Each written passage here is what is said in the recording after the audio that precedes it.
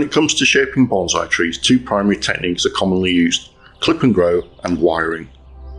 Both methods have their advantages and disadvantages, and the choice of which technique to use depends on several factors, including the tree species, age, and growth habits.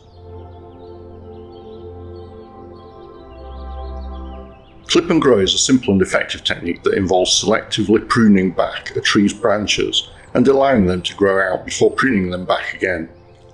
This technique encourages the tree to develop a more compact form and helps to refine its shape over time.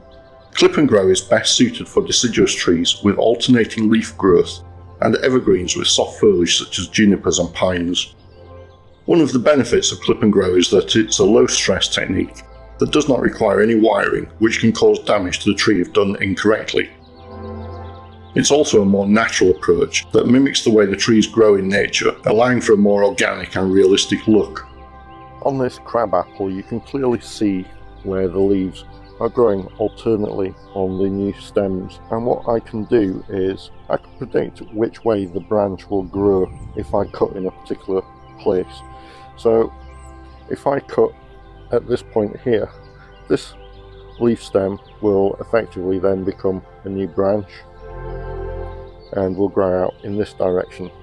But if I want the branch to grow out in this direction instead, if I cut at that point, this will thicken up. The bud at the base of that leaf will effectively become a new branch coming in this direction. Beech is another example of a tree where the leaves grow out on opposing sides of the new growth. And what that means is I can predictably determine which direction I want that branch to grow by cutting at a particular point. So here, for example, we have a leaf coming out on that side and we have one coming out on that side. If I was to cut the branch there, this leaf will effectively become the new leader and the branch will come off to this side in this direction.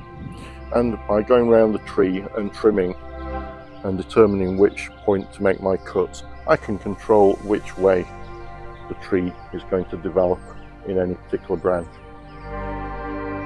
And that is the essence of clip and grow. Here's another example of a wild cherry tree, and you can see that it has extended quite considerably in spring, but the leaves are on opposing sides of the new stems, and what that means is I can determine which way the branch will go depending on where I decide to make my cuts. So if I was to cut at this point, I would get the new branching coming off in this direction, whereas if I made my cut just above this point, I'll have my new branch coming off in that direction.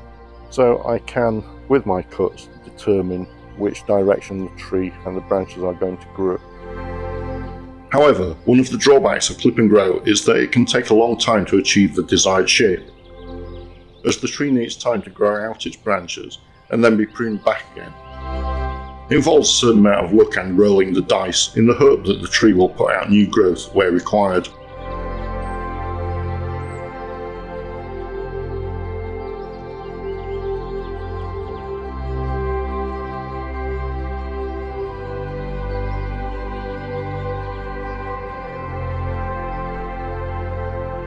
Wiring, on the other hand, is a more direct and immediate technique that involves wrapping wire around a tree's branches and bending them into the desired shape. This method is best suited for trees with hard or woody foliage such as boxwood and yew, as well as trees with a more intricate structure such as maples and azaleas. Wiring allows for micromanagement of the shaping of the tree and for more extreme bends and artistic expression. One of the benefits of wiring is that it can achieve the desired shape much more quickly than clip and grow. This technique also allows for more precise control over the tree's shape and structure, making it ideal for creating intricate designs and patterns. However, one of the drawbacks of wiring is that it can cause damage to the tree if done incorrectly.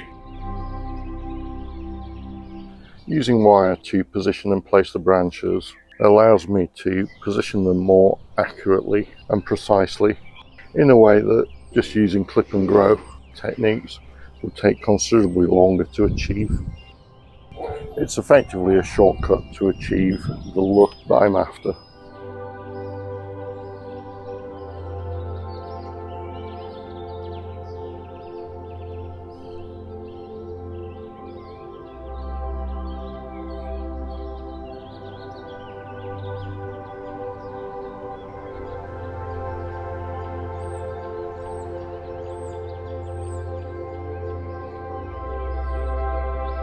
The wire must be wrapped tightly enough to hold the branch in place, but not too tight as to damage the bark or the branch itself.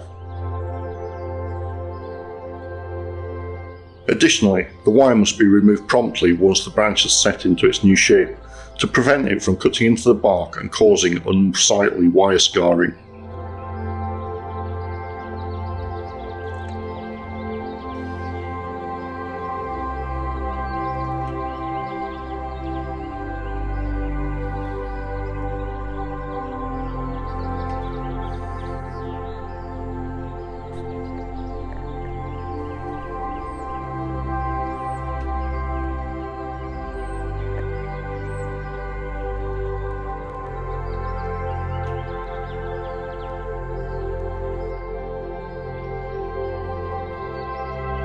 Both clip and grow and wiring are effective techniques for shaping bonsai trees, and the choice of which method to use depends on several factors. Clip and grow is a natural and low-stress technique that is best suited for deciduous trees with alternating leaves and evergreens with soft foliage, while wiring is a more direct and immediate technique that is best suited for those with more intricate structures. Ultimately, the key to successful bonsai cultivation is understanding the needs of the tree and using appropriate shaping techniques at the right time.